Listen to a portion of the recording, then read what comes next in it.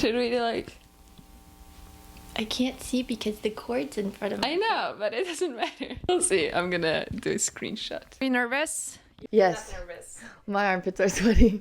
It's okay. Welcome. This is my first episode with a guest. That's my yes. You're the first guest on my podcast. That's And I so love that. cool. Yeah. That's super cool. Okay.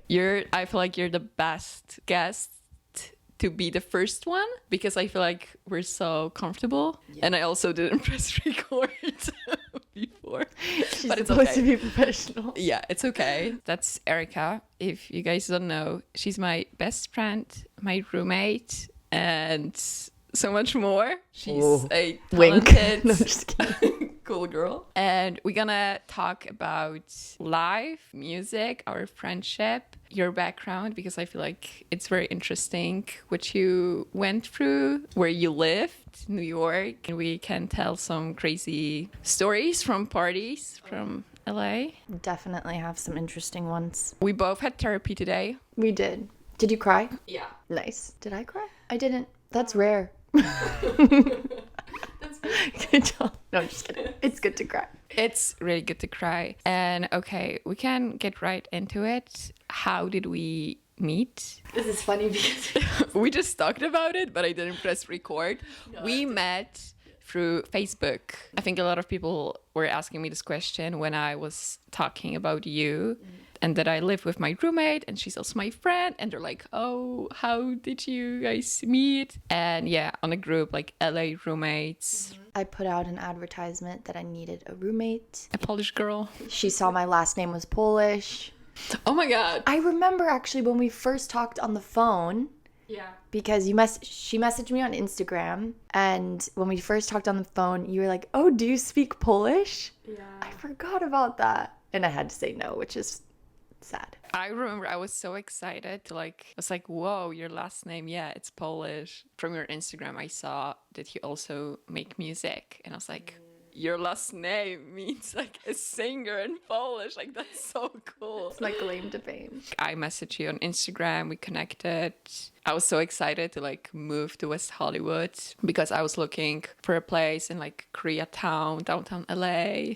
And because I had no idea how LA works, I was like, that's LA. Yeah. But it's not all the same. What was your first impression of me? Well, my first impression would have been through Instagram. I just thought you were a cool girl and very creative. And I felt like we would be similar types of people. Obviously, you don't know everything from looking at somebody's Instagram, but we were talking about how you can get a pretty good feel of whether you'd be somewhat like-minded with someone. I was happy that you reached out through Instagram because I barely check Facebook and I just didn't know where else to look for a roommate. So it was fate. I believe in that because Sort of. It happened. Sort of. It happened very randomly. Facebook.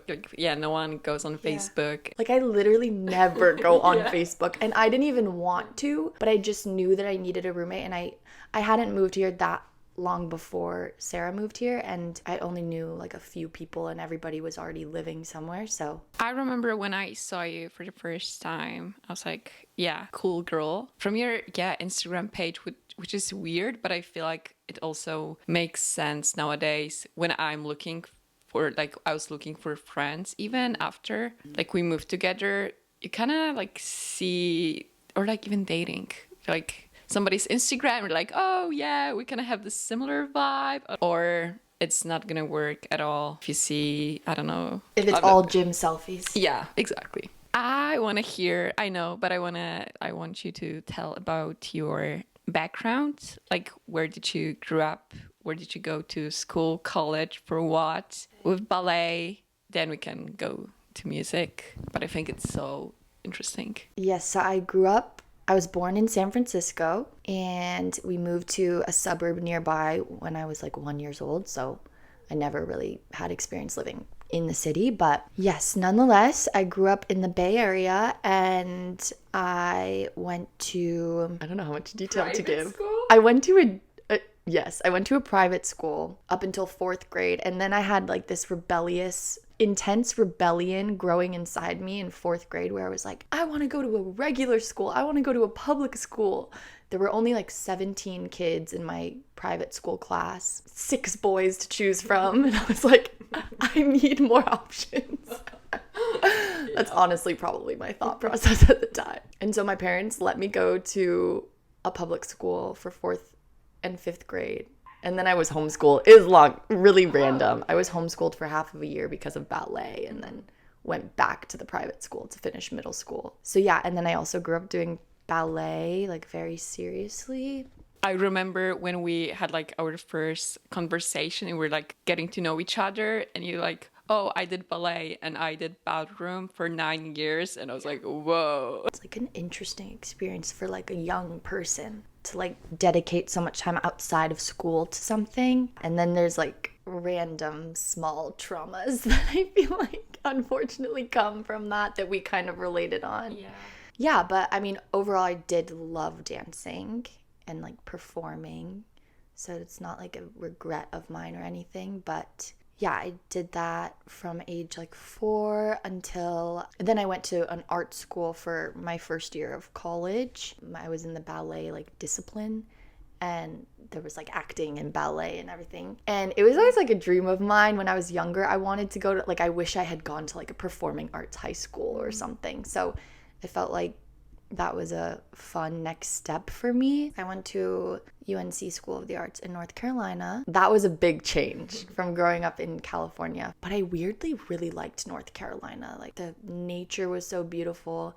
And I met so many people that were so different from the kids that I grew up around. So it was really cool. And I loved my first year there. Like it was probably one of the best years of my life. Like being around creative people, and I like wanted to try acting, so I would hang out with some of the actors and like some of the film kids and like act in their little short films. And I was having like the time of my life. And then the second year, I started having normal dancer problems, like eating problems. It became too much and I started to realize that like other people around me wanted it more. I think deep down, I was kind of moving out. Like my love for dance was being compromised by the fact that I was like having a lot of mental struggles around dance. That was kind of taking the like spark away from it, which was really sad. But I kind of convinced like both my parents and myself that I wanted to leave and move to New York to like continue pursuing dance or just something creative, because I just really wanted to like do something different than what everyone else was doing, which is really silly looking back. So I moved to New York and I lived with a family friend for like 6 months, and I was still dancing and like going to classes, but I got really sad very quickly because I was like 19 years old and I didn't know anyone, and suddenly I was in this big city and I felt so insignificant. When you grow up doing like ballroom or like something kind of different than what other people are doing, you have this false sense of being like special or talented. And moving to New York, I was like, oh my gosh, you do not matter. You're just one person in a sea of a bajillion people. I didn't even grow up in that big of a town. It was a very humbling experience, but I'm so grateful for it because I think kind of shifted my perspective, and it forced me to grow up kind of quickly and not care. I like had to not care so much about how other people perceived me. I ended up going back to school for psychology, but it was during COVID, so it was a weird experience like it was for everyone. And I was basically doing school from like coffee shops, but I really liked my major. It was during my time in school where I started writing music because I always loved singing. I started doing that just for fun. During COVID, I reached out to this like young guy that lived in LA. I never thought I would move to LA. First of all, like being from the Bay Area, nobody wants to move to LA. There was kind of a stigma around it, like, oh, it's for like, I don't know, wannabes or... Okay. Because a lot of people in the Bay Area are like more intellectually driven or more than creative. Like not a lot of people are as interested in like creative pursuits, so there was just no reason to want to move to LA, I feel like, for many people. But I started working with this guy who was in college. We started like making music together because I was already posting like singing videos, and he just was like so in love with making music, and it made me excited. And I never thought about like doing music because I was always so focused on dance. And so yeah, it was exciting because he was excited about like what we were making together, and we started working like over FaceTime, and like we made a song together from across the country, which was kind of random and just like a fun thing to do during COVID. It made me just like fall in love with writing music, and I was like, okay, dance didn't work out. I still want to do something, you know, that I'm passionate about. So I wanted to move to LA, and I did. Okay, we're in LA, but I want to go back to New York okay. and your experience. Why did you choose psychology? I've always been so interested in people and myself and understanding like why people act the way that they do, why I act the way that I do, how your childhood shapes that, how your family systems affect that. I kind of needed a plan B. Like if these artistic things didn't work out, I wanted something to fall back on. Psychology just sounded the most like me, like something I would be interested in learning about. And I feel like I was right because it was really interesting. I loved all of my classes. I just had to take a lot of math classes, which was very unfortunate. Like statistics. That was not fun. Yeah, we don't like math. We don't like math in this family, in this household. Yeah. Do you feel like you gain a lot because of school, or do you feel like therapy had like a bigger impact, or maybe like both? Because I feel like you're very good with, I mean, we talk a lot about everything. Like I can see how much work you put into yourself to like grow, and you're very like retrospective. Do you think like school also help with that, or just therapy, or just like specifically psychology? yeah, did you gain a lot through like psychology? Definitely a combination. I've always liked to talk through like with my mom, usually. It wasn't so much with friends, but like, or maybe they're like my best friends, but I always like to talk through my feelings and emotions to try to make sense of them since I was young. And I think school was just, it was helpful to kind of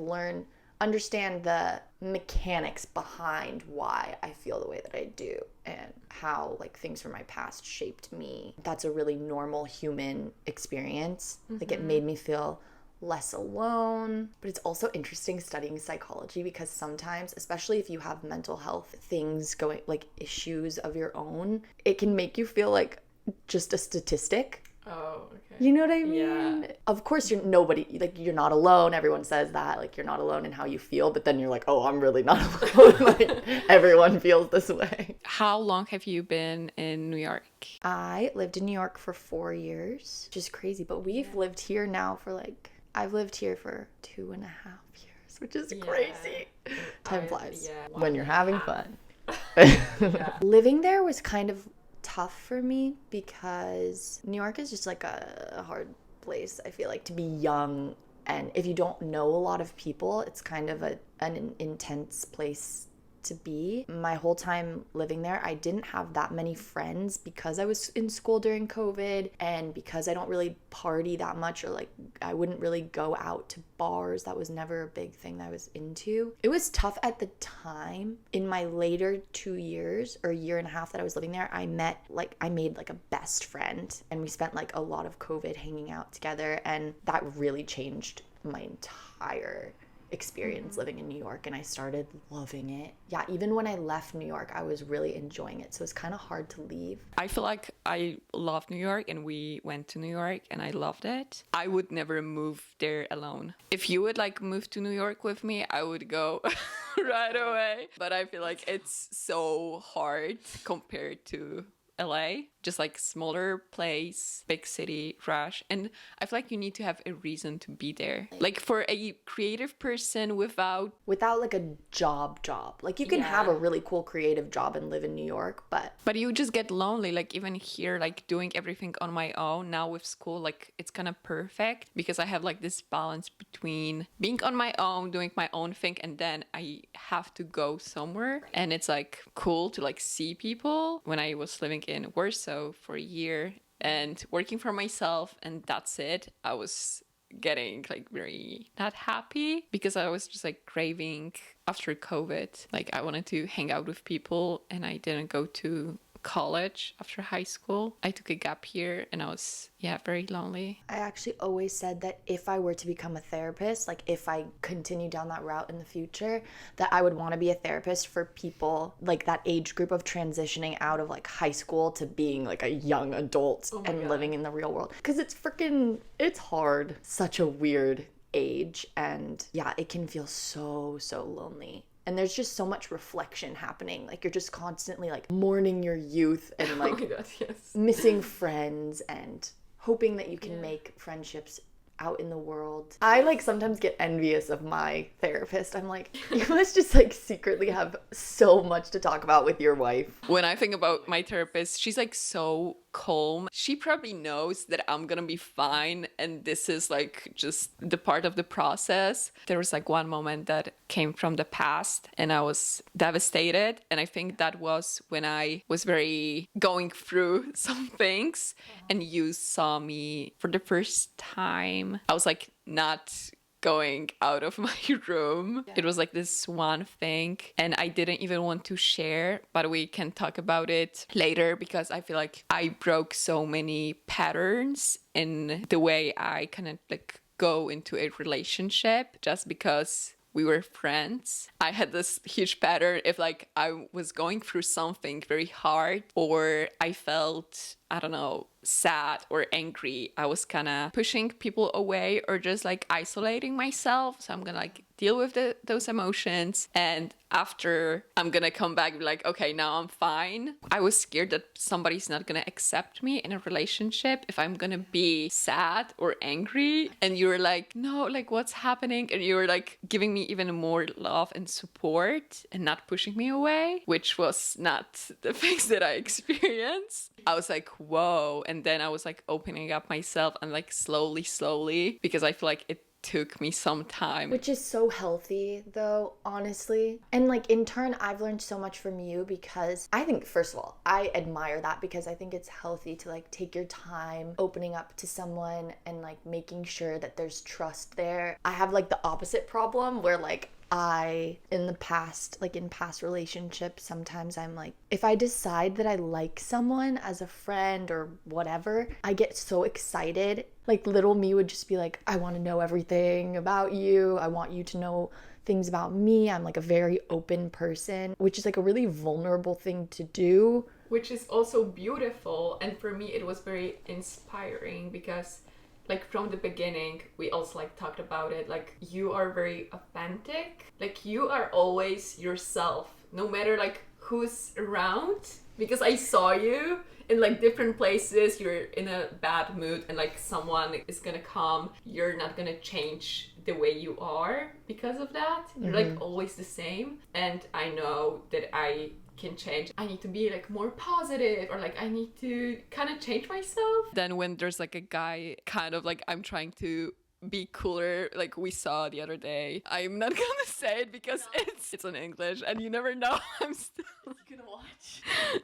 No, I don't think so. Wow. What if you're gonna pop off, you're gonna do a collab and say, oh, I'm gonna watch this interview with her and maybe he's gonna fall in love with you. For sure see you guys together. He's too old. He's not old for you. No, it's okay. Too many tattoos for me. Really? Yeah.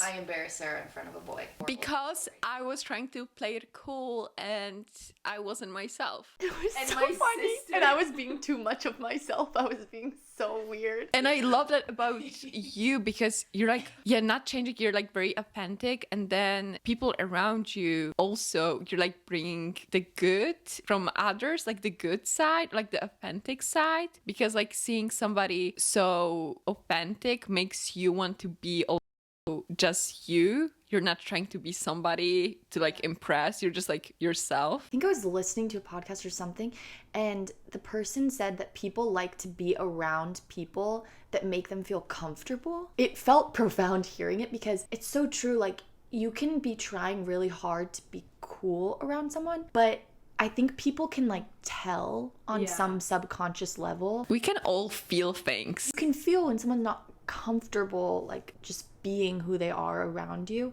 And I struggle with this so much. Like, I actually don't think I'm as good as you're saying. No. I feel like everyone around you is so like comfortable. Like, you make everyone very comfortable. I'm just okay being weird around people. That's the main thing. Because something I really appreciate in other people, and especially all my friends, is like people who are honestly weird and like funny, or just like that's cool. Free-spirited. Like Sarah, like you are like we love to just like laugh together, or we're just weird.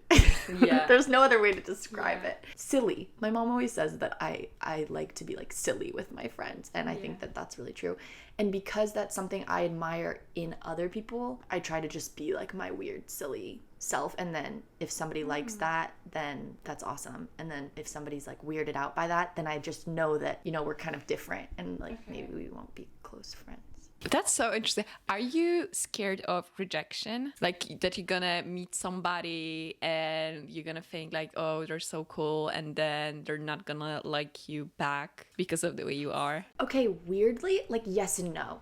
I feel like it's very human to be scared of rejection. When it comes to friendships, at least, like I kind of just rather know who I'm dealing with. Like I just said, like if I'm being my weird self and somebody is like clearly judging that, or you know, it's like a turn off to them, then that's fine. But then I'm glad that they're being real with me too, and then we just know that like maybe won't be. This is like, kind of, we have a different approach, and I'm trying to change that about myself. Like, you are from the beginning yourself, and you kind of like see, oh, take me or leave it as I am. And I'm kind of like very observant and like trying to figure out what somebody likes. And then if somebody is like not very open, that I'm also not gonna be like I'm trying to match them, and then they like me because I match them. This is what I do with boys. See, it's different. Like, I think I'm much better at this with friends, like other girls. When it comes to guys, like I really struggle, I feel like, to be authentic from the get-go. I'm like exactly like that. Like, I'll try to think of exactly who they want me to be and try way too hard to be that person, which isn't great, because then eventually you have to show yourself who you are. My therapist, she always like says like getting closer with somebody is through like being an authentic, like yourself, and not by trying to be closer with somebody, like not trying to be friends with somebody, just like be you, and it's gonna work or not. I want to hear more, how did you, about maybe the music industry or how you work. You kind of like you found boys, or your band, you found boys. You found kind of your people, your band to work with. With any career path, or like especially when you're pursuing a passion, like both of us sort of are, so much of it feels like luck, to be quite honest with you. Like 9 times out of 10, I don't feel like I don't know. I got happens. So lucky. I mean, of course you have to be like, you know, working on your craft in your free time, and like getting as good as you possibly can, and working on gaining confidence in yourself and in what you're doing, which was really hard for me, honestly, to like get that for myself. But I feel so lucky that I fell in with them too at the beginning, because they had like a connection, and unfortunately like connections are like everything in any line of work. I feel really lucky that I met them, and then through them I got to sing on a TV show that they were like working on the music score for. I did that and I like learned a lot from that. I think that gave me confidence, like seeing yourself like making like steps and kind of like seeing physically that something is out there. It's definitely more validating than like your mom telling you that you're really good at something. Like to be approved by, to have like your voice like approved by somebody that making a show. Like, yeah, that helped me a little bit with confidence. And then after that, I feel like I just got lucky again because I met the person I'm working with now and I worked with a couple people in between. I think also I've always known that like you can't do anything by yourself, like fully by yourself. So I was always like wanting to meet people. That's really important. Being open and like reaching out. What do you like and dislike about LA? I think that a really normal answer to this question is people like immediately say the weather. Weirdly, that's not even one of my like top favorite things about LA. New York made me really appreciate living somewhere with seasons. Like I think it's so like almost like romantic. I don't know. I love seasons. So I kind of miss that actually. I miss like the cold. To be honest, I miss that too. And I'm used to it. And here, whole year just feels like one extended summer sometimes. And it like goes by so quickly. But I think my favorite thing about LA is the nature. And like love nature. And here, like, you can be in the mountains, go to the beach. Everything is so close. Yeah, you have access to everything. And, like, with food and even, like, with people, there's, like, so much in one city. That's what I love, I think, the most. Wait, I have to think of something I love. Because I just told you something that I didn't love. Or that I didn't like, that I was neutral about. I like the weather, but let me think. Maybe you don't love LA. I don't know. Well, no, that's the thing. The thing I love most about LA, at least right now, are my friends. But my friends aren't LA, but my friends make up my experience in LA. Mm-hmm. So in a way, like, kind of is. I have to say that. There are things about LA that I don't love. Well, I just think, like, it's a bubble for sure. Like, you can't really argue with that. Depending on where you live in LA, LA is obviously huge, but we were living in West Hollywood, the 0.00001% of people, and it's just a bubble. Like, it's a bubble. It's a bubble. It's not real life. It's not. And I think you see things that you only really like see on TV, and then you realize that it's some people's reality. And I never really realized that before moving to LA. You know, just like super young people driving crazy cars, or like girls getting their cars for free. Sugar daddies. I never had seen that in my life. Even living in New York, I didn't, it wasn't as identifiable. I feel like here it's like it's everywhere. And then you're like, do I need that? Yeah, oh my god, this also, I feel like it made me question my own reality so much. No, you need to have like your core kind of values. Yeah. Know yourself, what you care about, and like having your moral compass. Because if not, and you're gonna go out to like a hotel bar and you're gonna see or hear stuff, you're gonna like, I kind of got into like, wait, should I do something? Maybe my life would be easier if everyone is doing that. And it can like mess with your head, but I don't know, it's just crazy. Like hearing the gossip in LA, even we're going to a coffee shop and like people are talking and it's kind of like, or seeing popular famous people and hearing them. Does LA feel small to you? Yes. Like, obviously, we don't know everyone, but I kind of feel like we've seen everyone. Yes. Also, one crazy thing that happened, I went once to Maru Coffee, and there was a girl. I kind of like just remember how she looked like. And then in the afternoon, I went on a hike, Runyon Canyon, and she was hiking in the same outfit. The same thing happened lately. Yeah. I was like, what? So I feel like LA is very small, and also LA can get very lonely. I feel like it's sometimes for me hard to hang out with somebody because everyone is doing their own thing, everyone is working, or they live somewhere else, and sometimes you're just like exhausted, you're at your place and like, whoa, I need to make plans to go, but I'm so exhausted and it's gonna be a mess. That's why it's good to live with your friends. To live with your friends. But then like I'm trying to think of if you aren't lucky enough to live with your friends, it's like okay to feel lonely, and it can be like a beautiful thing. I had to get so used to being lonely when I lived in New York, and you learn so much about yourself. Yeah, you're like alone with yourself, and like you need to think and like go through some stuff that like if you would like surround yourself with others, it's like distractions from your own like self. I feel like also when I was living in Warsaw, or even here when I moved, all of my worst like traumas that like came back to me, or like I started like going back there. But I also feel like I'm type of person which is used to being alone. Like this is how She's good at being alone. yeah, like You inspire me so no, I like you inspire me to like be more dependent on people. This is how it should be, I feel like.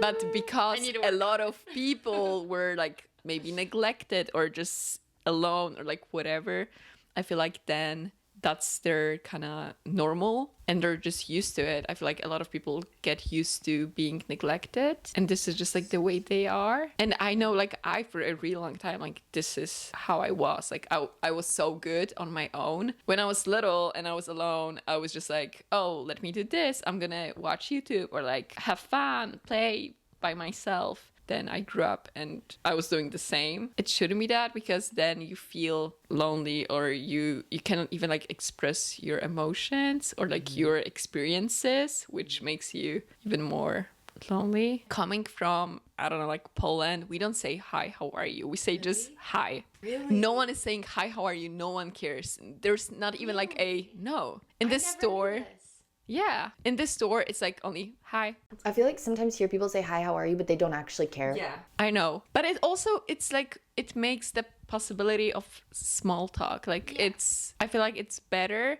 And I feel like when I'm gonna go back to Poland, I'm gonna be like saying hi, how are you in Polish and be like, People are gonna look at you like you're crazy. no, when I moved, I loved it. I was like, oh, people are like asking me and I'm answering. And sometimes like, yeah, they don't care, but it's just like a big change from like being in a place where there's only hi. So I kind of knew, but you were like, hi, how are you? Like every time. And then I was like doing the same. I was also scared to like not be viewed as mean because for me, it wasn't like very natural to like say, hi, how are you? Now you do it a lot. Yeah, and when others people too. yeah, when other people like don't do it, then I'm like, oh, there's something. Maybe. When we started living together, I was coming home and sometimes not saying anything. And you're like, hi. I was like, oh, hi. So I remember this. Yeah. I forgot. I learned a lot and we can talk about it. I feel like, yeah, like the biggest pattern that when I was feeling sad or angry, I was isolating myself. I would like push you. Yeah, you pushed But me. I don't know if that was a good thing. That was good. But Because it was mostly because I like wanted to know like Yes. if something was wrong. I'm such like I need to like know things. you were asking because when I was isolating, you were thinking that it's something that you did that made me like isolate. It wasn't your fault that I was not for you. Like I told you, you taught me a lot about like unconditional love. Like no matter what's happening, like, you're gonna get love and support. It doesn't mean anything about like I would literally love you no matter what. same. No, but that's so interesting because it's true. And then I also, because of that, I learned the way you are in relationships, the same you are in a relationship with yourself. I was like acting when I was feeling like sad. I was kind of isolating myself from myself. I don't want to like take care of you. Like you need to deal with this by yourself. Or, like you need to work. You need to get distracted. There's no time to feel this way. And then when I was getting more accepting and you also helped with that because you were accepting me, which was very like validating, then I was more okay with myself. For the first time, you were like the first person that like showed me that no matter what you're going through, it doesn't mean you're a lesser person or like someone, you know, to leave. My parents, they had like big expectations. I could feel that they wanted me to be very like positive, good, having good grades and be kind of perfect. And when I wasn't, I didn't feel as loved. And I think this also could be like that I had this view that life should be like perfect and like people have to be like perfect or like certain way, and if it's not, then like I don't want that, and then it's the condition. I think I've always just known that like I can be a mess emotionally, so I have to accept like, or not have to accept, but like I totally understand when like other people are going through hard things, and like knowing that like I want to like give them love through that because I want that. I would want the same thing. Yeah. But you're really good at that. Also, I think because you had such a different background of like your family, how your family is. And also when I visited you in San Francisco, that was a huge, I cried. And then brought me so much closer to you. That trip, I was realizing also like you around my family, it was like so cool. This is so weird to talk about, but like I don't know what it was, but you were so like calm around my family. I felt very like safe. It made me feel like closer to you because you also like got along with my parents. It's like we're in a relationship, honestly. I love that. It's like we're married. No, because you know it's like how you want your friends to like your friends, or you want your friend to like your parents, or your parents to like your friend. And so when I saw that you liked them, and obviously they were gonna like you, but it was just nice. For me, it was such a nice experience to like see a whole family in one house, and like the way you guys like communicate. If you're like going through something, there's like still so much support and love. It's just like something completely different that I experienced. Like everyone kind of had to deal with their own things by like, you know, on their own. And here, even if somebody's going through, then it's like the whole family supports. What qualities do you prioritize in your friendship? Silly. Yeah. I like silly people, okay? Well, okay, that's like a surface level. I love people who are very like vulnerable, because then I can also be with like expressing how they feel, and also like when people are just like very curious about themselves and others. But like in friendship, I feel like the emotional support, like that I can count on somebody if anything's gonna happen. Like this just makes you feel good and you're not alone. Also somebody who can make you laugh on a bad day, and you always know like what to say. You always know what to say. I've literally expressed to you and like my sister, I told her like I actually don't know anyone that's better when I'm like sad. You know what to say to make me literally completely forget why I was sad. I'll never forget. This is funny. I feel like worth sharing. One time I was having one of the worst days ever. I get home. You probably could like tell I was like a little bit sad. I mean, I was like always sad at that stage of my life. Sarah like you came over to me and you picked me up by my knees and like threw me over her shoulders. First of all, Sarah has immense strength. One of the strongest people I know. Put me over her shoulder and like spun in a circle, and I just started like cracking up, and I was seriously having such a sad day. And then I was like, oh my god, this is what matters. I love Sarah. I'm like, and it put things into perspective. Biggest differences. This one's like, easy for me. I'm too independent. No, you're a good amount. No. I just have some problems. I feel like I'm very too independent. She's very organized. You're wonderful with time management. I'm not the best at that. You're very independent. And I lean on people a little bit too much. Which I think it's beautiful. Like, I don't see it as something bad. I feel like people are just not used to that, which is sad. I know there's like a spectrum, but yeah, I really want to work on like self-soothing and being more comfortable and like eager to be alone and like to feel safe in my own presence. And I think you've gotten really good, like feeling like safe and loved when you're alone, like because you love you. It's like, and I'm trying to learn from that. Yeah, parenting yourself, being your own biggest supporter. I like look outwards for like assurance, I think, and validation. How do we go through hard times, conflict? We didn't have too many. Oh, with each other. Yes. We didn't have the tea. like big fights. When someone like cares about, when there's like mutual respect in a friendship, like it's okay to bring things up and out into the open, because if someone cares about you, they won't really be like defensive. They'll just be like, okay, how can I fix the problem? Yes. And you know, and I feel like we're both good at that. I know I had this like pattern that like sometimes when, and there was some moments that I was getting frustrated or angry, that like I was dealing kind of like alone, like isolating myself. It's getting better now. I feel like I voice that like I don't support something, or like I don't know, but there's I kind of like this about you too, because I feel like you're giving yourself space, time to reflect on how you feel before approaching someone right away about it. And in general, I think that that's like a healthier thing to do than like right away getting really angry with someone, or like. Do you get angry with me? Just like, oh my god, Sarah is so annoying. Only time I've ever been like frustrated was when you would isolate, because I wouldn't know like what was going on, or if I did something wrong, and that really stresses me out, like not knowing. Like I like want to know right away, because I can sense right away when something is like off, and I want to know. And then you're more like, I need to figure out how I feel, and then we can have a conversation. They're just like different ways of handling the same situation. But then if like somebody isolates, then you cannot like get like closer. I feel like going through hard times or like conflict, it makes you, by the end of it, you feel closer with the other person, like so much closer, because something that was like bothering you, and you can talk about it, and like two people care about each other.